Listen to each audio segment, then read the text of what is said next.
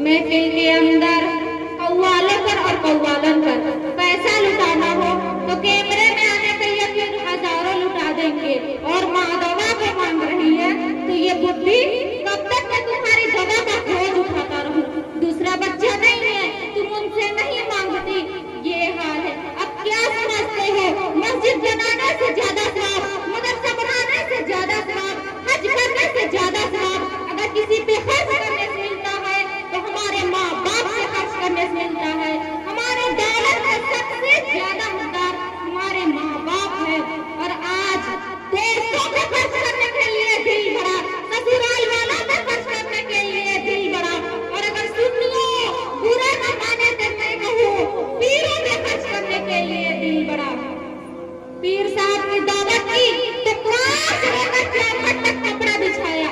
इतनी इज्जत माँ बाप का करते हैं। मैं ये नहीं कहती पीरों की ना करो, बिल्कुल करो, आपके पीर से काबिल है।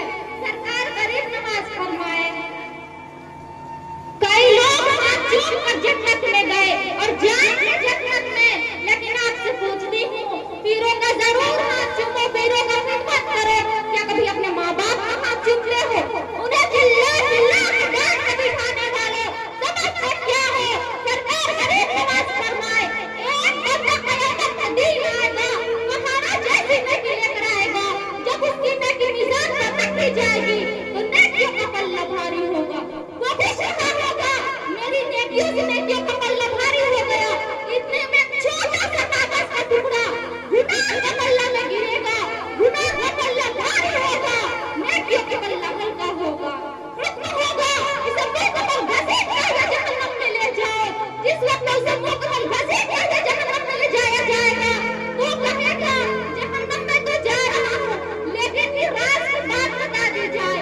आखिर एक छोटे से कागज के टुकड़े में लिखा गया था जिसने मेरी सारी जिंदगी की नेकियों को हल्का कर दिया। बहाना जैसी नेकियों को हल्का कर दिया, वे उकट कर दिया मेरी नेकियों को। आखिर एक छोटे से कागज के टुकड़े में लिखा गया था तो जवाब आएगा, बंदे तूने एक मरतबा अपनी माँ से या अपने बाप से चिल्ला कर बुलंद आवाज में बात की थी। ये तेरी चिल्लाने की नौबत की थी जिसने तेरी सारी जिंदगी की नेकियों को हल्का कर दिया।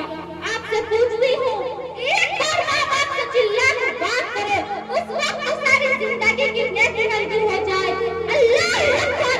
बीवी के मर्तबे में आकर, किसी और के मर्तबे में आकर, माँ बाप के घर से निकलने वालों, ससुराल में जाकर बसने वालों, जब तुम्हारे माँ बाप जवान थे, तुम बच्चे थे, कहा करते थे मेरी अम्मी मेरे अब्बा, मेरी अम्मी मेरे अब्बा। और जब तुम जवान हो गए हो तो एक दूसरे से कहते हो तुम दवा नहीं लाता, क्या तेरा बाप नहीं है?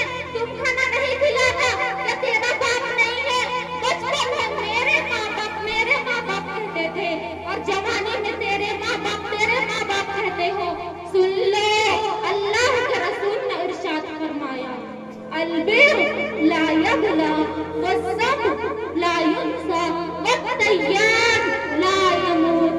ए मलमाशे तकमा तदीनुद्दा।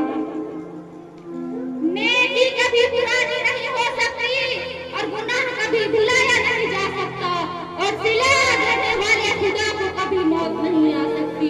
तो तू जो जैसा करेगा वैसा भरेगा। आज अपने माँ बाप पे जुल्म करने वालों, उनकी खिदमत से मुंह मोड़ने वालों, कब्र में, महशर में, जहन्नम में जो आजाद होगा माँ बाप से गुस्ताखों पर, ये तो बहुत खतरा ही है। होगा, लेकिन दुनिया में दो लोगों को कभी मौत नहीं आती जब तक जलील न हो जाए। एक माँ बाप का गुस्सा, एक बुजुर्ग का गुस्सा। इन दो गुस्सों को जरूर पहले दुनिया में जलील किया जाता है, उसके बाद मौत आती है। आज अपने माँ बाप को जलील कर रहे हो, रुसवा कर रहे हो, घर से निकाल रहे हो, तुम भी अपने बच्चों के हाथों जलील होने के लिए तैयार हो जाओ। एक शख्स ने अपनी किताब में लिखा, एक बुजुर्ग था, उसके बेटे ने 2 तमाचा मारा। किसी ने कहा गुस्ताख, अपने बाप को 2 गालों पे मार रहा है। उसने रो कर कहा मारने दो, क्योंकि मैंने अपने बाप को 1 मारा था। उस वक्त किसी ने कहा था कि तू अपने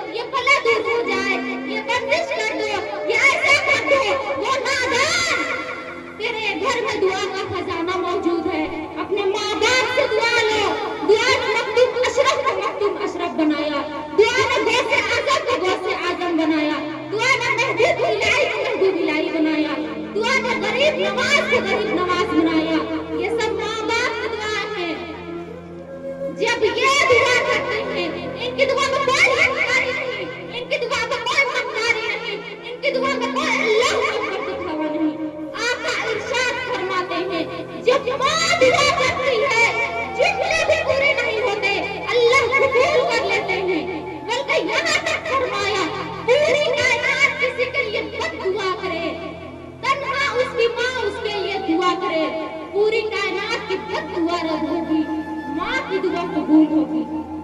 और ये भी याद रखना, पूरी कायनात किसी के लिए दुआ करे, तन्हा उसकी माँ उसके लिए बद दुआ करे, पूरी कायनात की दुआ रद्द होगी, माँ की बद दुआ कबूल होगी।